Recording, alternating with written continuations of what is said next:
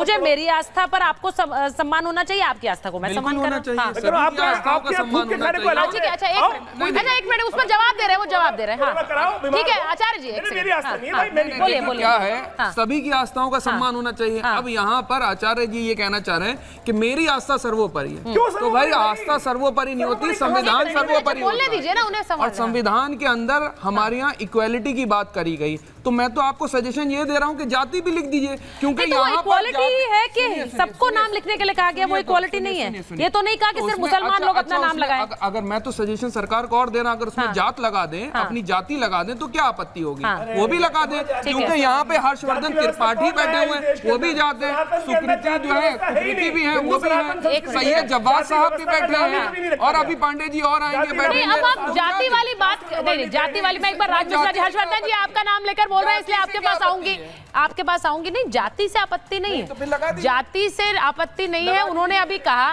कि नाम लगाने की बात कही, उन्होंने तो एक उदाहरण के साथ कहा। राज जी, मैं सिर्फ ये पूछ रही हूँ कि धार्मिक जो अनुष्ठान करते हैं या फिर यात्रा पे निकलते हैं, उनकी अपनी एक सोच होती है। मैं ये नहीं कह रही हूँ ये फैसला सही है या गलत है, इस पर ही चर्चा करने के लिए हम महाभारत कर रहे हैं, वरना अगर हम सही मान रहे होते तो हम ये करते नहीं। लेकिन क्या सोच होती है एक व्यक्ति की जो इस कांवड़ यात्रा पर निकलता है? देखिए, जब कांवड़ यात्रा पर कोई जाता है तो पूर्णतः सांसारिक चीजों को त्याग करके भगवान शिव को अपने आप को समर्पित करके जाता है, और वो ये सोच करके जाता है कि जो भी मेरे धर्म के कुछ भी विरुद्ध होगा मैं उस कार्य को नहीं करूंगा। इवन वो अपने परिवार के मोह तक को त्याग करके जाता है। अच्छा, एक बात मैं बहुत दिन से देख रहा हूं, जैसे जब से ये विषय स्टार्ट हुआ ना, संविधान संविधान संविधान, एक प्रॉब्लम होती है, जैसे कोई ऐसा डिसीजन आता है जिसमें इनको लगता है कि अब मेरी हानि हो सकती है, अब ये जो हमारा भाई है ये चारा बनेगा नहीं, तो बस उसके बाद संविधान याद आ जाती है। आप खुद देखिए, यूसीसी आए, 3 तलाक आए, उसके बाद अभी मुस्लिम महिलाओं के लिए आए कि जी ठीक है उनको भरण पोषण के लिए करना है, मैरिज पर कुछ आए तो फिर संविधान नहीं याद आता, फिर कहते ये हमारे सरिया के खिलाफ है। सुन लो, ये हमारे सरिया के खिलाफ है। अच्छा, वो बोल रहे हैं ना, और सुन लीजिए, एक बात और बता दूं, शायद 2020 में आपको याद होगा, रमजान के महीने में अरशद मदनी का बयान था, उठाकर देख लीजिए अगर मिल जाएगा। उन्होंने कहा कि रमजान के महीने में गैर मुस्लिमों से सामान ना खरीदा जाए, ये बात अरशद मदनी ने कहा था। 2020 के जब कोविड आया है उसके बाद का ये विषय है। तो अगर वो ये कह सकते हैं तो क्या मेरा अधिकार नहीं है? मैं खुद अपनी आपीति बता रहा हूं। गलत बात। ठीक है। जो राज मिश्रा जी कह रहे हैं, मैं एक चीज मैं हर्षवर्धन त्रिपाठी जी आपका नाम लेकर उन्होंने कहा, इसलिए पहले आपके पास आ जाती हूँ। वो ये कह रहे हैं कि त्रिपाठी जी बैठे हुए हैं, त्रिपाठी जी बता दें कि वहां पर कास्ट लिखनी चाहिए कि नहीं, सारे जाति लिखना शुरू कर दें, क्योंकि ये तो विभाजनकारी है। आप हिंदू मुसलमान कर रहे हैं, अब आप जाति में भी बांट दीजिए तो बेहतर होगा। देखिए, मैं इसीलिए कहता हूँ सुचेता, इस देश में एक बड़ा वर्ग है जो राष्ट्रीय टेलीविजन चैनल पर इस तरहीन बहस करता है। हाँ।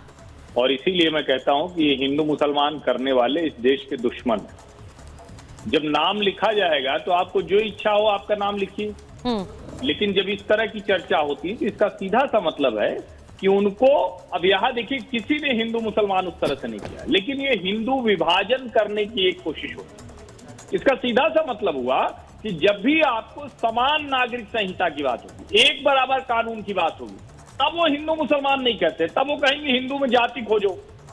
लेकिन जब कोई नागरिक संहिता की बात करेगा तो कहेंगे ना ना, हम तो मुसलमान हैं, हिंदुओं से हमें क्या लेना देना। अब मुझे लगता है पर्याप्त जवाब मिल गया होगा, इससे ज्यादा इस पर जवाब देना मुझे लगता है कि मेरे लिए ठीक। अच्छा, एक सेकंड, क्या बताई थी? एक सेकंड, मैं एक बार मैं आपत्ति हो गई। अच्छा, एक सेकंड ना, मैं मुझे अच्छा नहीं लगता आप लोग बीच में बोलना शुरू कर देते हैं। जरा एक एक करके बात करेंगे। इस पूरे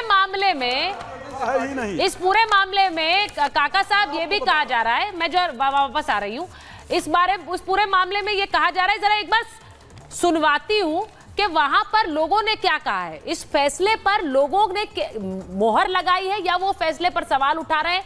एक बड़ी अच्छी सी रिपोर्ट भी हमें दिखी जहां पर एक मुसलमान फल वाला था और उसने क्या कहा है वो भी जरा सुनवाना चाहती हूँ, उसके बाद वापस आ रही हूँ, जरा जल्दी से सुन लीजिए। जनता का तो बिल्कुल सही सोचना है, जो हिंदुओं की चीज़ है वो हिंदुओं में होनी चाहिए, जो अदर कास्ट है वो अपने नाम के आगे लगाओ, जिसकी मर्जी हो जहाँ से खरीदो कोई सौदा, उसमें क्या दिक्कत है। योगी जी ने जो किया है वो बहुत सोच समझ करके फैसला लिया है, इससे एक तो दंगा फसाद कम हो जाएगा। गलत आदमी के लिए गलत है और सही आदमी के लिए सही है।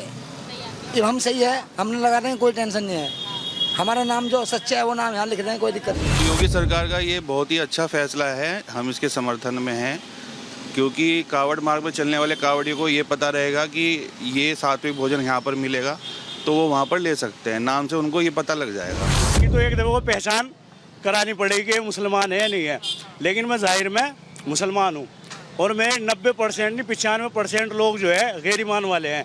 यानी कि मेरे मास्टर जी है लिसाड़ के है, इतनी ठेलियाँ खड़ी शहर में, लेकिन ये मेरे से ही सौदा ले। हम पंडित हैं लेकिन हमारे भाई साहब हैं, हमने अपने भाई साहब से ही सौदा लेकर जाओ सारा A1 माल बेचे। बिल्कुल प्रेम है। हाँ जी, ये प्रेम है, मोहब्बत में हमें, पर इनकी बस है। ये देखो इनसे कहाँ लिसाड़ेगा और पता है यहाँ इतनी दूर लेने सामान इनसे। अब देखिए ये जो तस्वीर मैंने दिखाई है, ये मैंने इसीलिए दिखाई, दानिश कुरैशी साहब, मनोज जी, अगर आप देख रहे हैं, उसमें एक मुसलमान फल वाला है जो कह रहा है मैं तो नाम की प्लेट पहले से लगाता हूं, आज भी लगा रहा हूं, और मुझसे जो खरीदने वाले हैं वो हिंदू हैं, वो जानते हैं, लेकिन तब भी खरीद रहे हैं। तो वो द्वेष मुझे वहां तो नजर नहीं आ रहा है। और ये कांवड़ यात्रा का रूट है जहां से ये रिपोर्ट आई। मनोज जी, देखिए उसने तो बहुत अच्छे से कहा, हम सब उसका स्वागत करते हैं जी। लेकिन सरकार जो कि बेचने वाले का भी नाम पता होना चाहिए, कौन है आपके दुकान में, कौन नहीं है। जिसने अपने दुकान का एग्जीबिशन करा है, सब लोग बोर्ड लगाते हैं, पहले से लगाते हैं, उसमें कोई, लेकिन सरकार द्वारा ये कि कौन बेचेगा कौन नहीं बेचेगा, कौन क्या करेगा, इस तरह का प्रतिबंध लगाना भेदभाव वाला। दुकान पर तो बहुत लोग अपने दुकान का, बहुत लोग जो मर्जी वो अपने नेम प्लेट लगाते हैं, डिस्प्ले करते हैं, ये तो पहले से परंपरा आ रही है। लेकिन सरकार का जो पूरी मंशा वो ये है कि अब कहाँ कौन रहेगा नहीं रहेगा, किस तरह से इस देश के, मतलब आप ये कह रहे हैं कि नाम लगाने पर आपको दिक्कत नहीं है, आपको सरकार की मंशा पर सवाल है। रखा जाए, दोनों अलग बातें। आर्थिक बहिष्कार, अरे सुन तो लीजिए पहले, पूरे उत्तर तो सुना करिए। आज मुसलमानों के साथ ऐसा हो रहा है, कल दलित के साथ होगा, पिछड़ों के साथ। चूंकि भारतीय जनता पार्टी अब तो साफ कही रही है ना, शुभेंदु अधिकारी ने कहा तो कि अब सबका साथ सबका विकास नहीं है, कुछ लोगों का साथ और कुछ लोगों का विकास होगा। मनुस्मृति लाना चाह रहे हैं, तो जो इस देश के संविधान में है, जो यहाँ पोथीपन बता रहे हैं, जो पाखंड बता रहे हैं, उनसे कहिए कि ये देश संविधान से चलता है। और हमने संविधान के प्रस्तावना की बात बढ़ाई। काका जी, देश तो संविधान से ही चलेगा और कोई उसे हिला भी नहीं सकता है। और बिल्कुल सही बात आप कह रहे हैं, लेकिन आपकी बात में दो बातें, मैंने आपकी बात में दो बातें थी। सुचारिता सुनिए तो। अरे सर सुन ही रही हूँ ना, कौन किसने कहा कि आपकी बात नहीं सुन रही? मैं बीच में सवाल तो पूछूंगी मैं। आप सुनिए तो। आपने कहा कि नाम तो पहले से लगा रहे हैं, उसमें कोई दिक्कत नहीं है, सरकार की मंशा पर सवाल है। तो पहले तय करिए मंशा पर सवाल है या नाम लगाने से दिक्कत है, क्योंकि दोनों चीजें एक साथ नहीं है। आप बोल रहे हैं अगर उनकी मंशा पर सवाल है तो मंशा में खोट कहिए ना, कहिए कि इनकी मंशा में खोट है, लेकिन नाम वो दुकानदार खुद कह रहे हैं पहले से लगा रहे। सरकार के सांप्रदायिकता,